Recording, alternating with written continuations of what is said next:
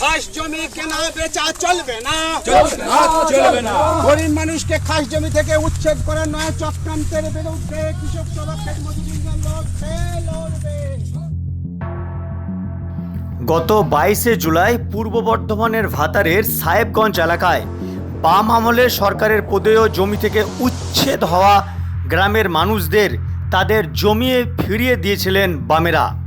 আজ পুনরায় সেই ঘটনা ঘটল পূর্ব বর্ধমানের ভাতারের খেরুর মৌজায় প্রায় 1 একর জমি, যার জেল 91। সেই জমির দখল করে নিয়েছিল স্থানীয় কিছু জোরদাররা। সেই তাদের হাত থেকে জমি ছিনিয়ে নিয়ে বামেদের ক্ষেতমজুর ইউনিয়ন, কৃষক সভা ও সিআইটিইউ যৌথভাবে তারা সেই জমি ফিরিয়ে দিলেন পাট্টা প্রাপকদের।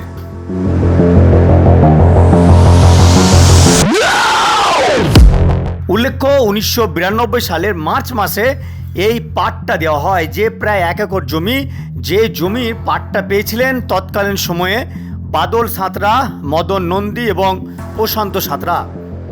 আজ তাদের উত্তরাধিকার ধীরেন সাঁতরা, হিরু সাঁতরা, সুচাঁদ সাঁতরা এবং লালু সাঁতরা, যারা সেই জমি উত্তরাধিকারী সূত্রে পেয়ে তারা যে জমি চাষ করছিলেন। কিন্তু সপ্তাহ 2 আগে সেই জমি জোরপূর্বক স্থানীয় কিছু জোরদাররা যারা সেই জমি দখল করে নেয়। আজ 7 সকালেই সারা ভারত ক্ষেতমজুর ইউনিয়ন এবং কৃষক সভা ও সিআইটিইউর সদস্যরা, যারা বাম নেতা কর্মীরা, তারা কিন্তু ঝাঁপিয়ে পড়েন।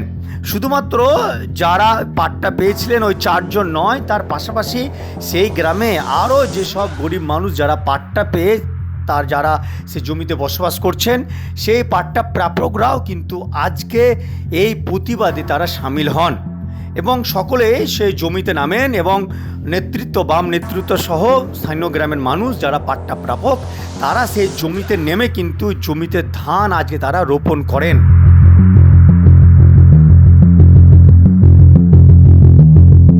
জমিতে লাল ঝান্ডার পতাকা গেড়ে আজকে সেই জমি ফিরিয়ে দিলেন বাম নেতৃত্বরা। আমরা সেই ছবি তুলে ধরছি, দেখতে পাচ্ছেন।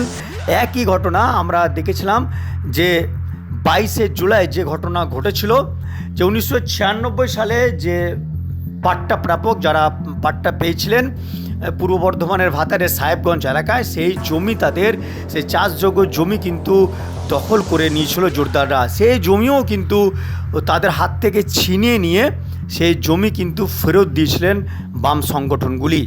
আজকে আমরা সেই একই ঘটনা দেখলাম।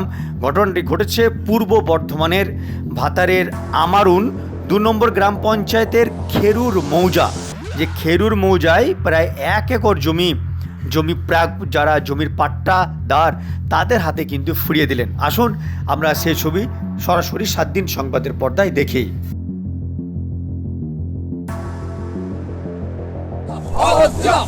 খাস জমি কেনা বেচা চলবে না, চলবে না। গরিব মানুষকে খাস জমি থেকে উচ্ছেদ করার নয়া চক্রান্তের বিরুদ্ধে কৃষক সভা ক্ষেত মজুরি ইউনিয়ন লড়বে।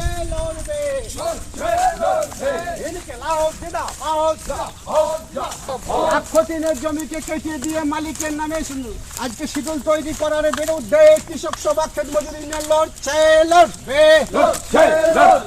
ইনকিলাব জিন্দাবাদ। খাস জমি দখলের আন্দোলন চলবে। গরিব মানুষের পেটে ভাত মারা চক্রান্তের বিরুদ্ধে লড়বো। খাস জমি দখল রেখে চাষ করার আন্দোলন চলবে।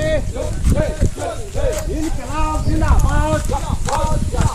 ইনকিলাব জিন্দাবাদ।